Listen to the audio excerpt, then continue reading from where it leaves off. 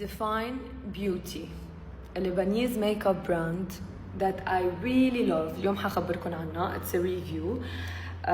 حخبركن عن my favorite products من عندهم. هلا أنا صراحة مش مجربة كل شيء، بس القصص اللي مجربتهم كلهم so far كلهم كتير بحبهم. الأيبرو جel بسطل. هلا بس الشيء اللي خلينا أعمل هيدا الفيديو هو هول الليب، نسيت اسمه. اوكي ليب لاينرز. شو صار لي؟ الشيء اللي خلاني اعمل هيدا الفيديو هو هول الليب لاينرز، لانه صراحه مش انه لونهم بيسطل، مش انه بيضاينوا، مش انه التكستشر تبعهم كثير حلوه. اوكي ليكو شو حخبركم، ماني كثير اكسبرت يعني ان ميك اب، بس حقلكم شو بعمل. بعوز هيدا الشيد اللي هو شيد ما بعرف اذا هيك بيعملوا.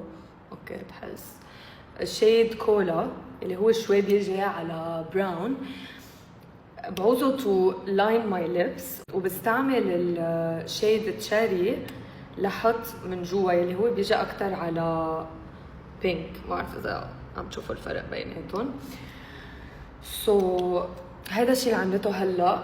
بعتقد صار لي شي 3 hours حطتهم I think. بستعمل فوقهم الليب بافر كمان من ديفاين يلي هو بيعطي هيك جلوسي لوك. هلا اكيد الجلوس ما حيضاين هالقد وقت وانا تغديت وكل هالشي، بس حفرجيكم يعني كيف بيطلع اخر شيء. هنا عندهم هيك من فوق. اوكي سو بيسكلي هيك بيطلع بالاخر. برجع بذكركم انه لي شي 3 hours حاطه الليب لاينرز. بس هيك صراحه